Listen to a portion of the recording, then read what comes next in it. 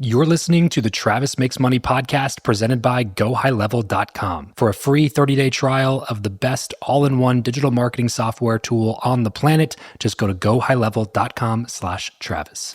Hey, what's going on, money makers? Welcome back to the Travis Makes Money podcast, where it's our mission to help you make more money. Today on the show, we're going to be talking about starting your side hustle, maybe scaling and selling that side hustle someday as a business with my new friend, Anthony Franco. Anthony launches, scales, and sells businesses, and now he's on a mission to help other founders do the same. As the host of his own podcast, How to Founder, he and his co-host deliver twice weekly deep dives and practical advice on the challenges that founders face. With 7 companies launched and 6 successful exits, including 2 to public companies, Anthony offers seasoned entrepreneurial insights across tech, AI, consumer goods, services, and manufacturing.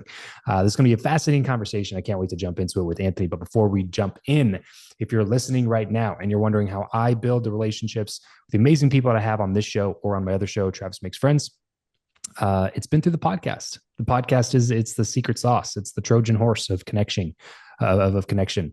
Can get you just past the gatekeeper in front of people who you never thought would give you the time of day. So if you're already running a 7, 8, or 9-figure business and you're curious if a podcast could help you explode your network this year, create better content for social media, build a personal brand, grow an audience, sharpen your expertise, and then maybe even pay you sponsorship dollars to do all those things, then head over to travischappell.com/coaching. There's a quick application right there. We'll see if it might be a good fit to work together. travischappell.com/coaching. Now, without further ado, Anthony Franco, what is up, man? Welcome to the show. Thanks for having me. Great intro. Thank you.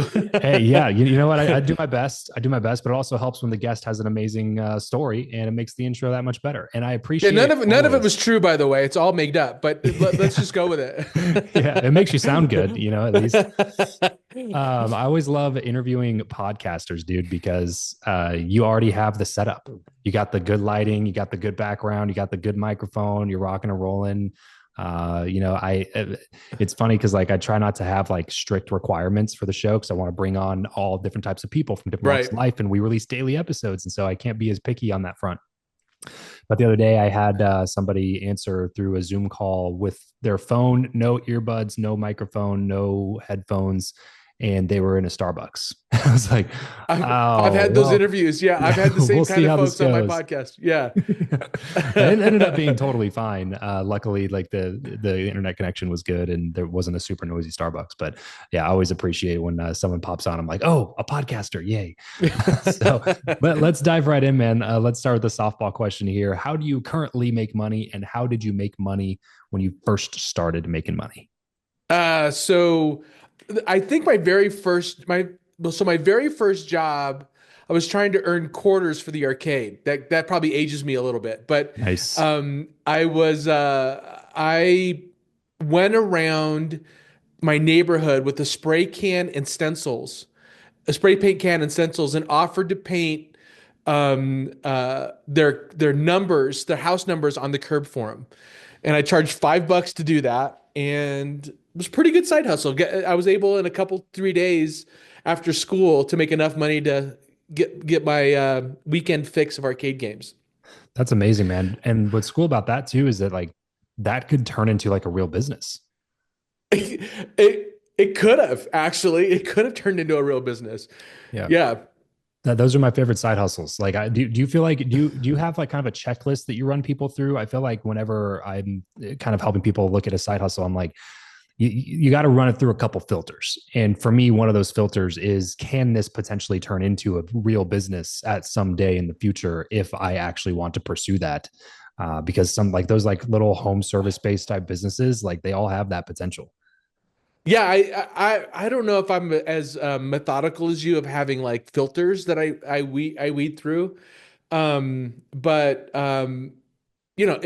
my only filter is, can you actually be profitable at doing that? Can you really make money at it? And then I try to put any other filters on it. I'm often wrong, by the way. Somebody will tell me that they're going to do this thing, and I'm like, that's the dumbest idea ever. I mean, I don't say those words, but in my head, I try to offer practical advice, and they ignore me, and they go off and crush it. So yeah, who knows what somebody's passion, how that can turn into cash? You just never know. Yeah, and the bottom line is the market decides. That's the cool thing about the market is the Exactly market right. decides if it's worth something or not. You know, you can ask Exactly a right. thousand people till you're blue in the face, but the bottom line is if you create something and goes try to sell it, the market will tell you pretty quickly whether or not there's any value there.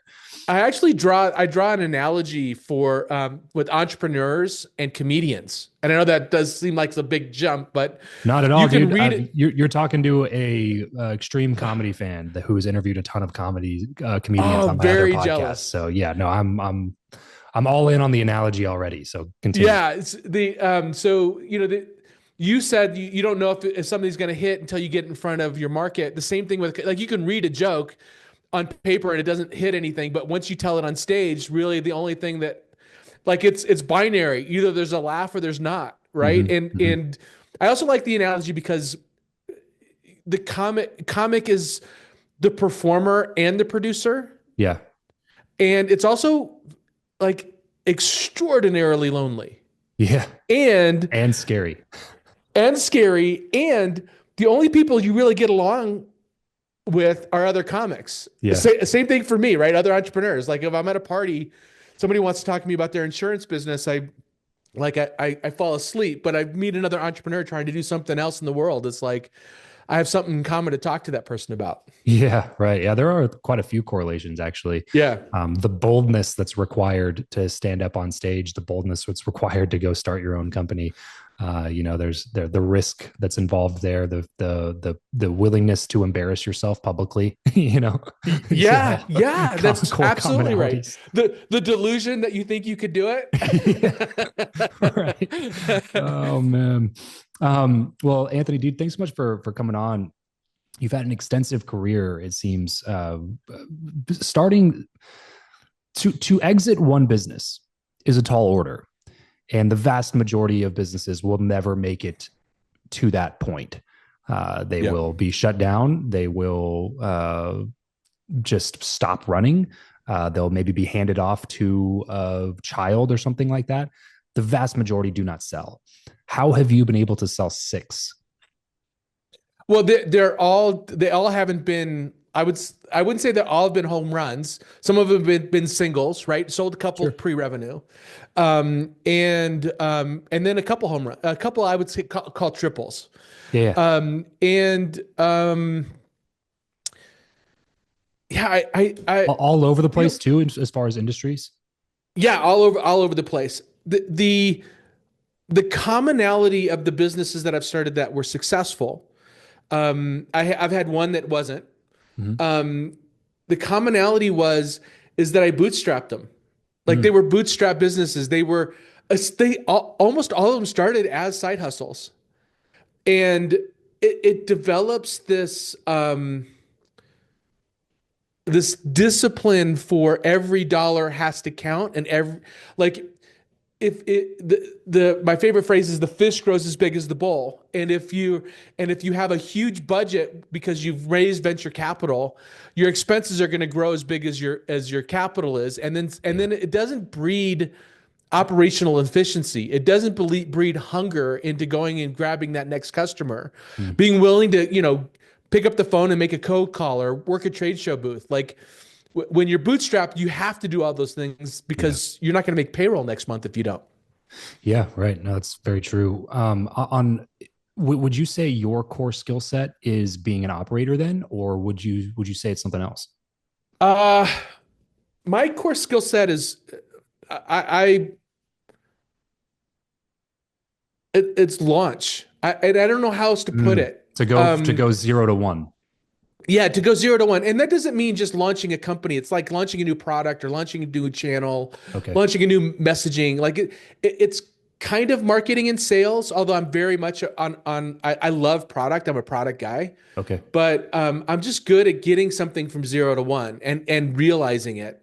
Yeah. When it comes to like operational efficiency, I need help. Like I bring Okay. somebody else in to help me So, with that so stuff. you're definitely more like the entrepreneurial visionary person who's got the Sure. idea, executes the idea, gets it off the ground, and then you look for other pieces to be like, hey, can you help me make this better? Yes. Yeah. Yeah. 100%, 1,000%. Yeah. How important is it like through these companies has there been like one person that you keep going back to? It's like, hey, I got a new idea. Come help me build this thing. Or is it always completely different when you're starting something new? It's like, I got to look for this person because we're in this industry now and this isn't going to translate. Both. I would say it's both. So in some of my companies, I've done it with other partners Okay. that we've had a couple successes with, and then there's circumstances where I'm a solo practitioner that something they're not interested in, and I add another person and another one and another one, Yeah. and it kind of grows like that. Tell me real quick, just the different verticals that these companies have been in. So my most of them have been in tech or building tech Oh, really? or designing tech. Are you a coder? Um, I couldn't pass an entry level coding exam now, but I used to be. Okay. So I barely graduated high school because I spent my entire time in the computer lab coding BASIC on an old Apple IIe computer. So Oh, interesting. I love technology. Okay. So you understand it now, but you would not be the guy that's in there actually writing the code. No, well, I mean, I wasn't, and now generative AI lets you like I could probably get back Fair. into it if I really wanted to, Yeah, and fair. not have to learn it. So it's kind of funny how things have circled back. Yeah, no But kidding. yes, you're right. I can understand the architecture. I can speak the language, Hmm. but ask me to define a great full stack system. Probably not the right guy. Yeah, well, that makes your answer earlier about bootstrapping your companies even more interesting. And for those listening who may not understand why, bootstrapping a service based business is really the only way to start a service based business. You're not really going to go raise capital for something like that because there's Absolutely. not enough there's not enough juice to squeeze out of the lemon for the investor. Typically, now that can obviously you can work whatever deal you want to work and you can raise capital if you want to. I'm not saying you can't do it, but the reason most tech companies raise capital is because the cost to build is very, very high typically. And so to bootstrap a technology company and see it through to exit is no small task. So congratulations to you, man. What has been your favorite company that you've run? Not necessarily Oh, the it's one I that guess like get the most return, the most money, but like the one that you're you're like, asking I me just like like this. who's my favorite kid? Like, could you answer that question? No, I could not. That's an impossible question. I think all of them. So I would So there's say no redheaded stepchild of your companies that you've ran. no. Even the one that didn't make it genuinely loved the business. Hmm. Genuinely loved the people that I worked with. Was passionate about the mission and what we were trying to accomplish. Yeah. So um, yeah, I couldn't. I honestly couldn't pick a favorite. Tell me how were you always an entrepreneur or were you making money doing something before you started your first company? I've had a blend. So when I was a kid, I was an entrepreneur. I wouldn't call it I was an entrepreneur. I was just trying to make some cash for Entrepreneurial though. Yeah. entrepreneurial. Yeah. And then I did the career thing where I started working for a lithographer and had a job where I was working on print production for advertising agencies, and then started a side hustle based on the skills that I had learned doing that, Okay. and then learned how to code on new technologies and started the side hustle while I was working at another gig. And that turned into a company that actually grew, and it was my first exit. So I would say that, I mentioned this before, everything that I've started as an entrepreneur that was successful started as a side hustle. Hmm. Um, so yeah, I don't know how to position it other than that. Yeah. Tell me, tell me like a moment that you had, like a come to Jesus moment, where you realized you were lacking skill in an area that was an absolute non-negotiable to be unskilled in. And what was that skill? What did you do to improve it? Sales. Hmm. Um, there was a moment when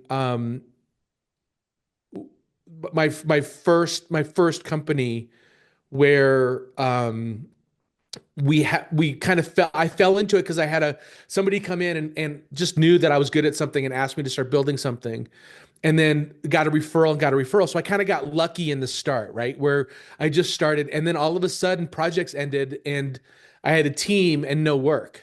Mm. And I realized that I need to go out and hustle for more work. Yeah. Yeah. And and that desperation of trying to make payroll um, forced me to understand how to go out and ask somebody for business. Yeah. And most founders don't look, I was guilty of this. They don't recognize the value of being able to sell. Absolutely. Yeah. Was there a resource that you used? Did you start like doing trainings, or were you just like, I'm just going to jump in head first and figure this thing out? Uh, so the one book that I can remember, so this was a while ago, the one book that I can remember that really kind of, there's this book called The Sales Bible. And Yeah. I think go out and read any sales book and it'll kind of like there's no, there's Dale Carnegie's How to Win Friends and Influence People. There's the Sales Bible. There's 1,000 sales books. Just start treating it like a craft and then do what works for you. And treating it like a craft is like you just go learn whatever the contemporary models are, whatever the contemporary book is, Yeah. and start to get introduced to the basics of what makes a good salesperson and not.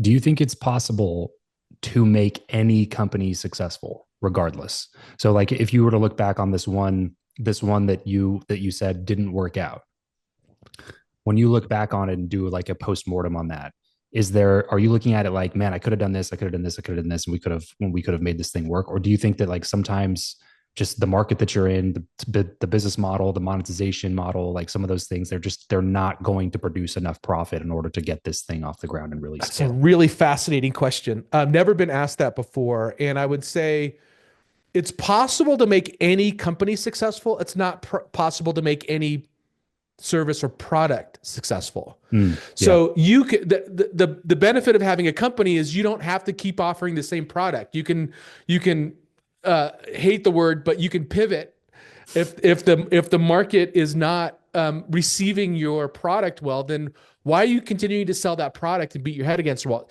Could you just close that company down and create a new one? Yeah. Or maybe you just start another product or another service offering within the organization. So yeah, I mean, fundamentally, because a company isn't a product, the company is just the shell by which you offer products and services. Yeah, you can make any company profitable for sure.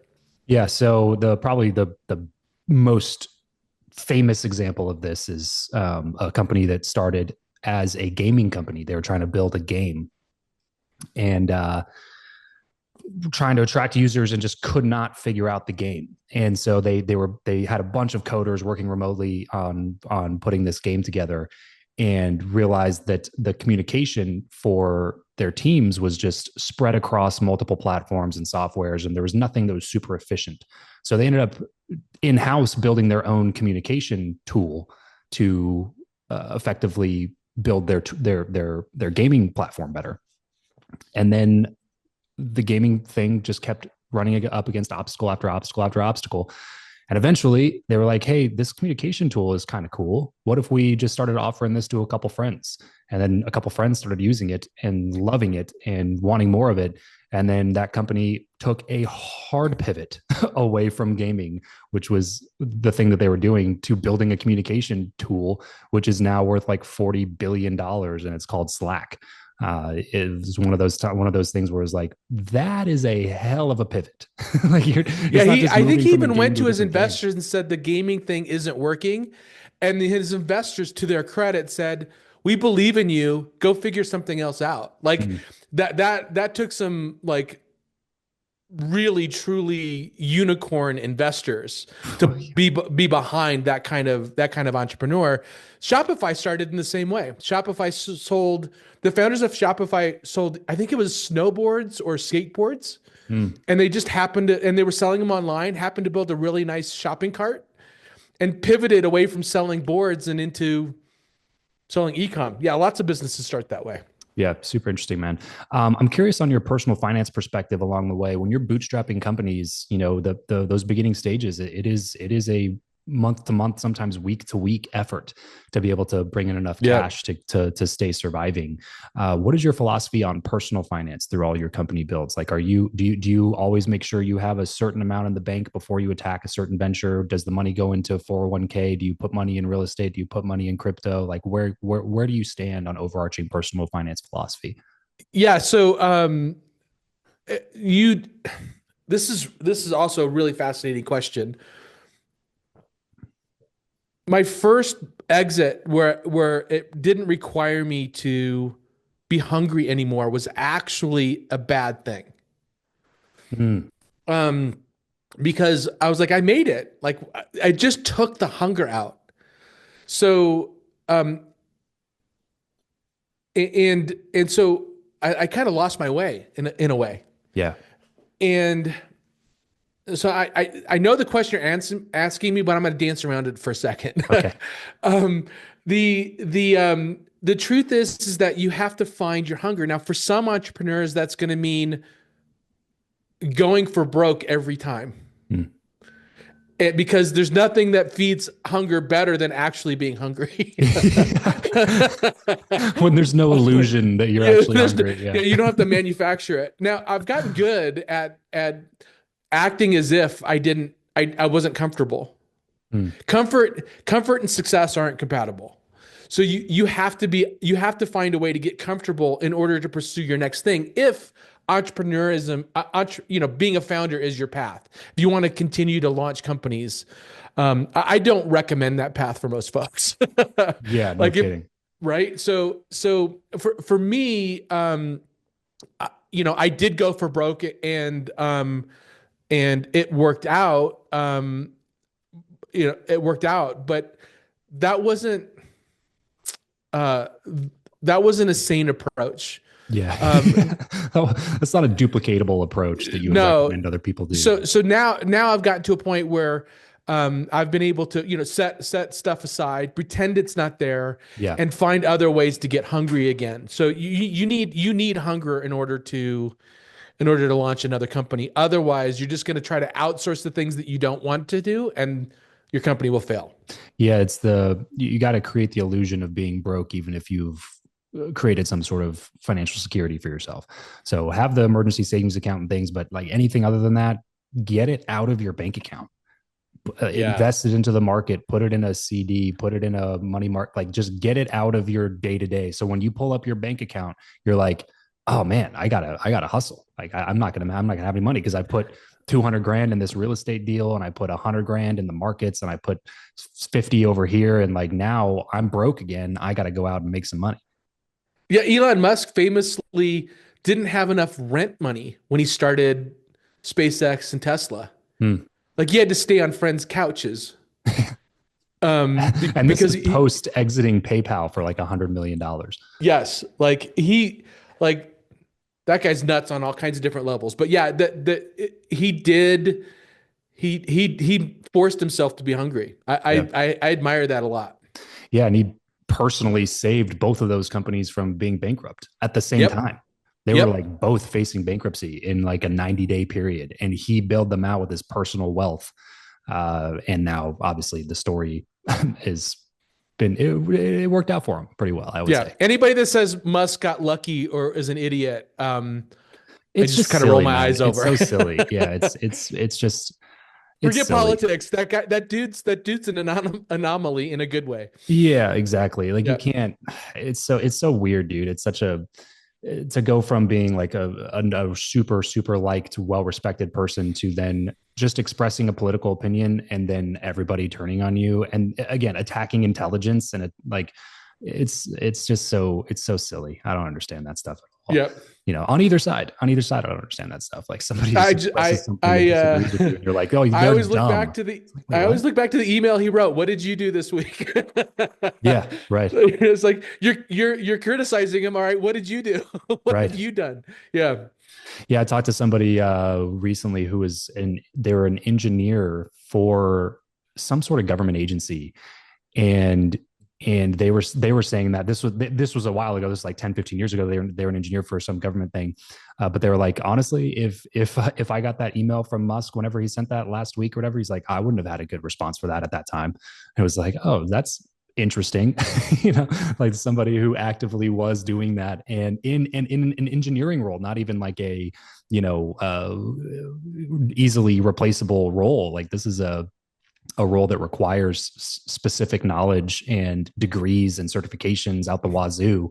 And they're sitting there like, yeah, I don't know what I did that particular week. So yeah, that's a whole nother conversation for sure. Yeah. But yeah.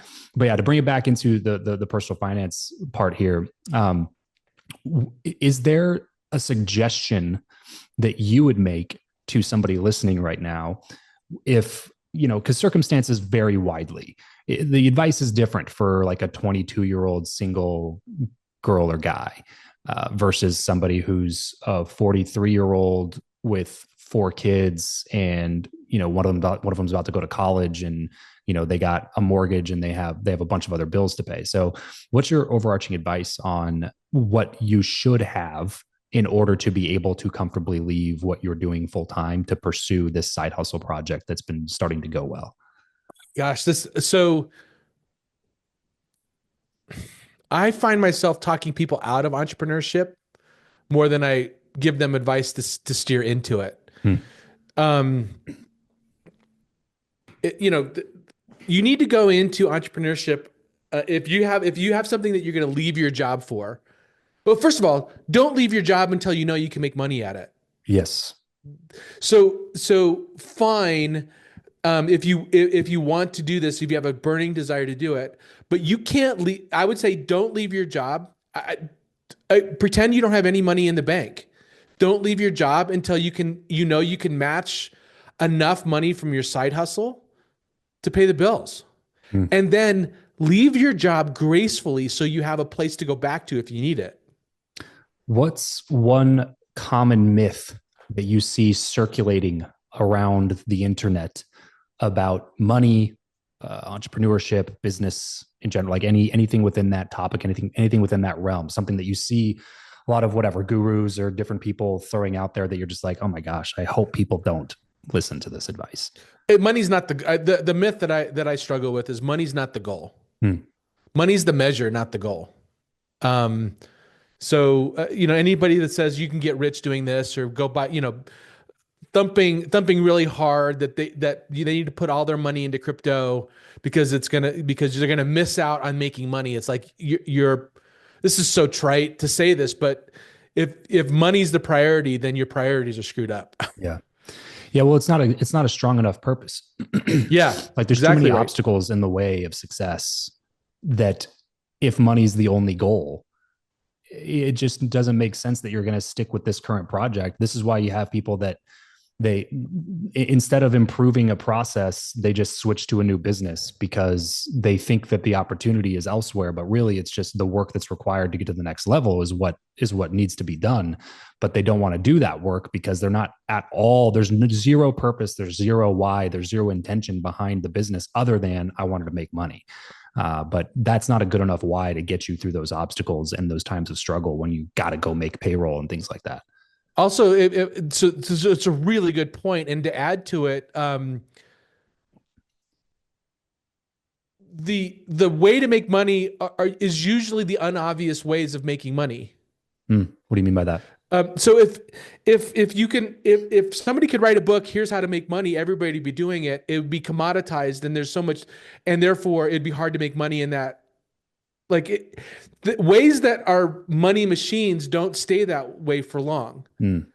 And so you have to develop your own process and hard work and make money where it's not obvious or not easy, because that's the only sustainable way of being financially secure. Yeah.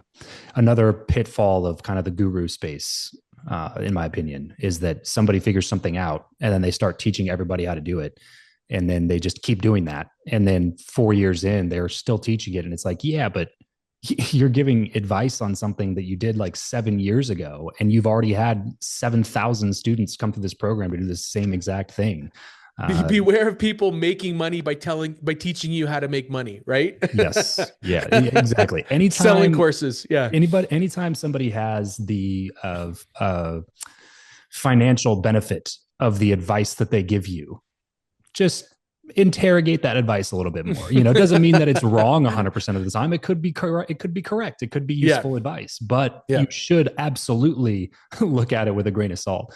You know what I mean? Like, you gotta interrogate that a little bit and be like, okay, does this person have a direct financial reason to tell me this advice? And if the answer is yes, then go ask somebody else who doesn't as well, which is another reason to have great people like an Anthony in your corner, who is just like, hey, here's what I've done, and here's how I can help. And so I assume that's kind of why you started your podcast, right? Yeah, yeah, it's exactly right. So how to found it? Well, first of all, we talked about this a little bit before. Comics and entrepreneurs have a lot in common. The most common thing that we have is that it's lonely, Hmm. and founders suffer from higher rates of depression, divorce, suicide.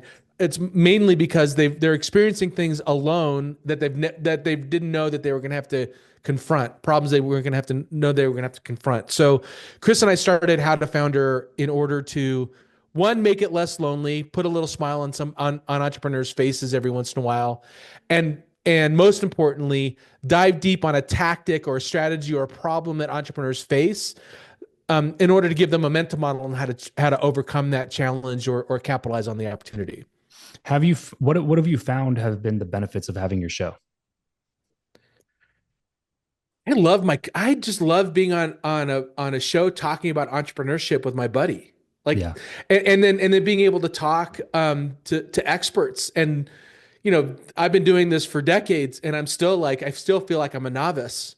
Yeah. So I get to talk to folks who go, I never thought of that. I never thought of it that way. That's really good. And then it kind of helps me become a better entrepreneur, better advisor, or expert. Absolutely. Yeah, that was one of the biggest. I just did a training yesterday, actually, for a group of people, for a buddy of mine's mastermind.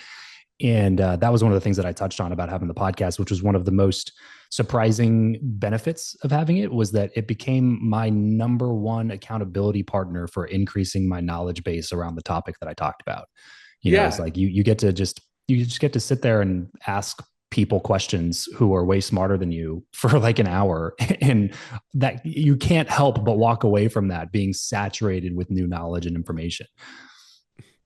Or Not to yeah, just, mention, or just even just a new perspective. Like you might yeah, not change your point of view, right? But it's like, oh, now, but it maybe gives you reason why you think your point of view is still stronger.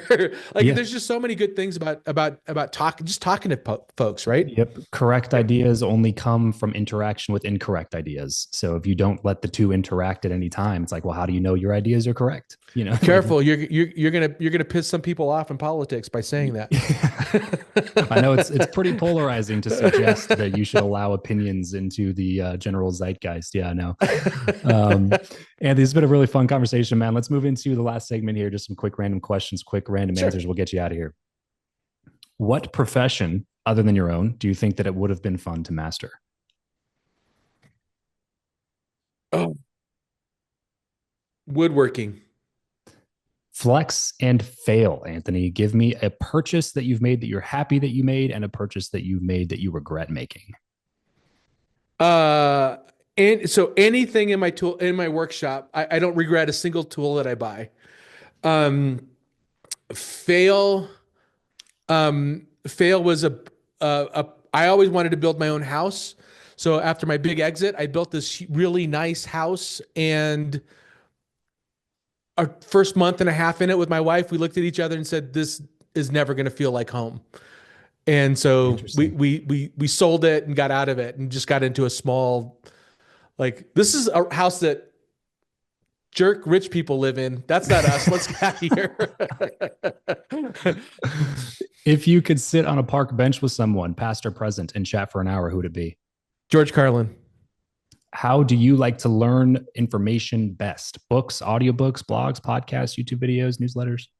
Um, It's literally a mix. Right now, I get most of my like I use social media to understand. Like I use X to figure out what I'm missing, and then I'll go dive deep on a subject with blogs or books. What's a book on making money or business or entrepreneurship that you'd recommend? Same book every time. Strengths Finders. Oh yeah, that's a good one. What is your go-to pump up song? Oh, I can't remember. So it's oh, you're totally gonna get me on this. I don't know the band. I don't remember the band's name. Okay.